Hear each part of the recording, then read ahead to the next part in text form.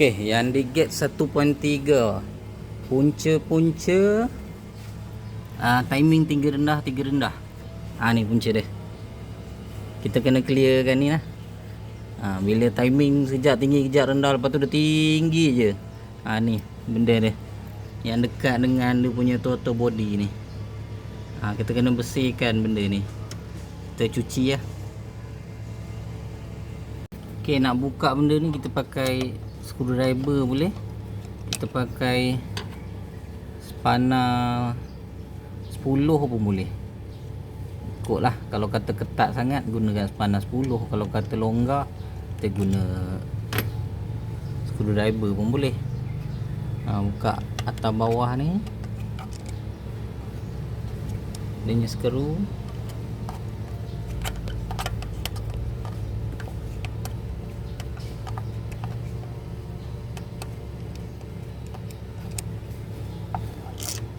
Dah buka, kita dah cabut. Okey, lepas tu kita bersihkan dalam ni. Dalam ni dengan kat sini. Kat lubang-lubang ni kita boleh bersihkan pakai ni lah, body cleaner. Kita spray aja kat sini dan kita spraykan kat sini. Kita boleh guna dua benda ni lah.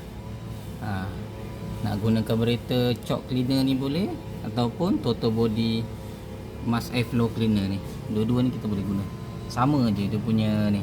Macam ni saya nak guna yang carburetor choke cleaner. Kita pasang dah dia punya ni, dia punya moncong ni. Sebab kita nak tembak kat tempat-tempat yang lubang-lubang kita pakai benda ni. Kita pasang ni, lepas tu kita tembak.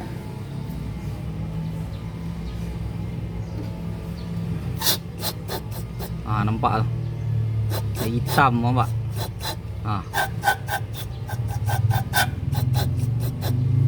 Okay, nampak bau. Baru dah clear.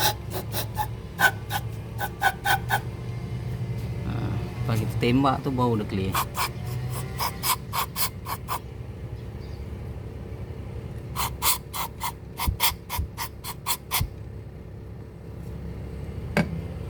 Ni kita tembak, kita balikkan lah biar dia keluar.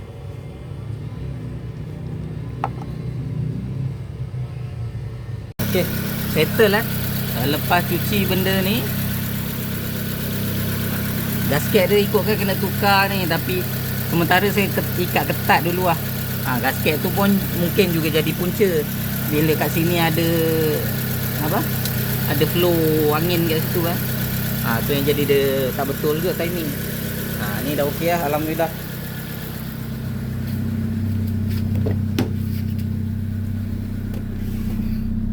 Okey, tengok timing.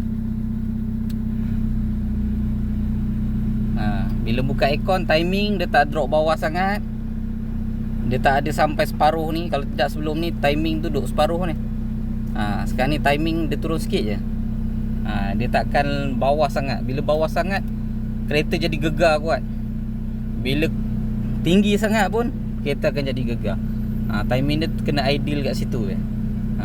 Jadi siapa yang ada masalah timing tinggi rendah, sekejap tinggi kejap rendah, boleh cuci benda tu, ISC tu.